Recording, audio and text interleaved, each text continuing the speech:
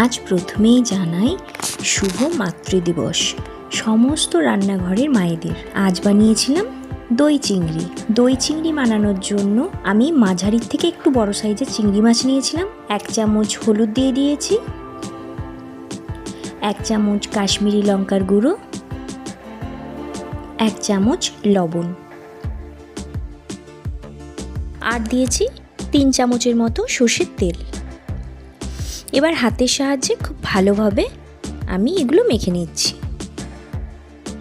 এদিকে কড়াই বসিয়ে নিয়েছি একটা। কড়াইয়ে বেশ খানিকটা রিফাইন অয়েল দিয়ে দিয়েছি। এবার চিংড়ি মাছগুলো একটা একটা করে দিয়ে আমি ভেজে নিচ্ছি। আমি মিডিয়ামে দিয়ে প্রায় 5 মিনিটের মতো ভেজেছি চিংড়ি মাছগুলো। খুন্তির সাহায্যে একটু নাড়াচাড়া করে দিতে হবে চিংড়ি মাছগুলো। এবার একটা একটা করে আমি একটা পাত্রে উঠিয়ে নিচ্ছি। চিংড়ি মাছগুলো এরকম খানিকটা ভাজা হবে। আমি একটা মিক্সিং জারে 2টো মাঝারি সাইজের পেঁয়াজ টুকরো করে নিয়ে নিয়েছি মশলা বানানোর জন্য, আর কয়েকটা দিয়েছি রসুনের টুকরো, আর আদার টুকরো দিয়েছি, আর 2টো কাঁচা লঙ্কা দিয়েছি। এবার এটাকে আমি একটা স্মুথ পেস্ট বানিয়ে নেব।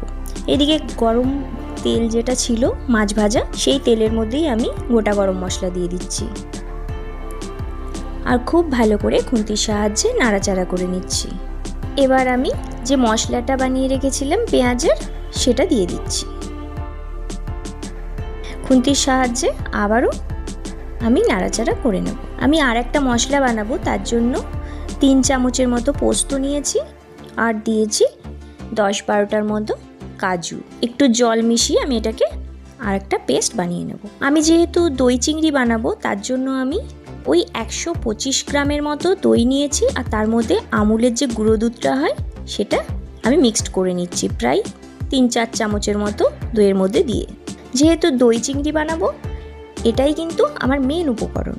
খুব ভালোভাবে এটা মিশিয়ে প্রায় 2-3 মিনিট এটা রেখে দিতে হবে।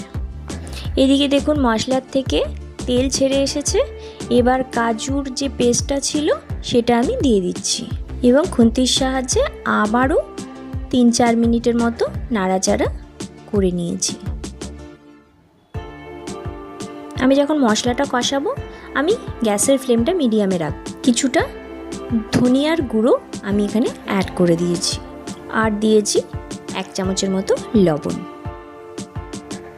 আবারও খুন্তির সাহায্যে আমি মশলাটা কষিয়ে নিচ্ছি। মশলাটা খুব ভালোভাবে কষে গেছে প্রায়। এবার আমি কিছু ক্যাপসিকাম দিয়ে দেব। একটা মিডিয়াম সাইজের ক্যাপসিকাম আমি টুকরো করে রেখেছিলাম।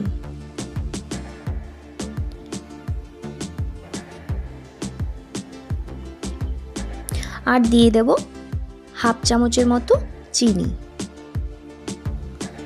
খুন্তির সাহায্যে খুব ভালোভাবে আবারও নাড়াচাড়া করে নিচ্ছি। মশলার থেকে এখানেও দেখুন তেল ছেড়ে এসছে। এবার যে মিশ্রণটা দইয়ের বানিয়ে রেখেছিলাম সেটা আমি দিয়ে দেব। খুন্তির সাহায্যে বেশ ভালোভাবে আমি এটা মিশিয়ে নেব। খুন্তির সাহায্যে মিশিয়ে এটাও আমি প্রায় 4 মিনিটের মতো কষিয়ে নিয়েছি।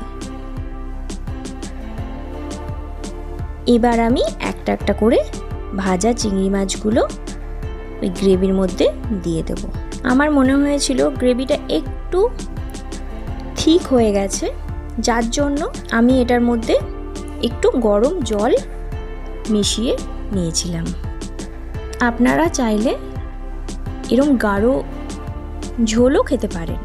তারপরে প্রায় 5 মিনিট ফুটিয়ে নিয়েছিলাম। তারপরে দিয়ে দিয়েছি 1 চামচের মতো ঘি।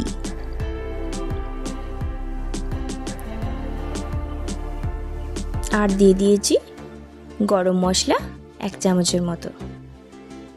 উপর থেকে চেরা কাঁচা লঙ্কা আমি দিয়ে দিচ্ছি। দেখুন আমাদের দই চিংড়ি একদম রেডি।